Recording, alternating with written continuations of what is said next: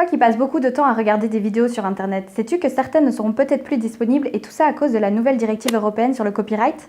Cette directive, elle a été votée le 26 mars 2019 et ce qui pose question, c'est son article 17, anciennement connu sous le nom de l'article 13.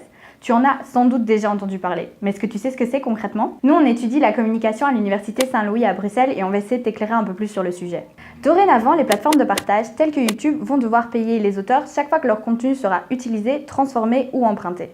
C'est une des réglementations les plus controversées aujourd'hui, et c'est d'ailleurs pour ça que plusieurs groupes de pression se sont affrontés. Pour les partisans, il s'agit d'être rémunérés pour leurs prestations en ligne. On peut tout à fait comprendre que l'industrie audiovisuelle viserait à maximiser les droits intellectuels de ces artistes et de les protéger.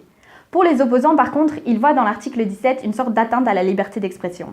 Car YouTube va devoir bloquer, voire même supprimer toutes les vidéos dont il ne pourrait pas identifier les sources qui devraient être rémunérées. En fait, on peut voir que dans cet article 17 se jouent deux grandes visions de l'Internet. D'un côté, une vision commerciale qui voit dans l'Internet une source de profit supplémentaire, et de l'autre, une vision sociale qui insiste sur les valeurs de co-création, d'expression et de connexion entre les individus. Voilà, j'espère que maintenant t'en sais un peu plus sur cet article 17, et si t'as toujours des questions, n'hésite pas à checker les liens dans la description. Et la prochaine fois que tu postes une vidéo sur YouTube, tu penseras à nous. Allez, ciao!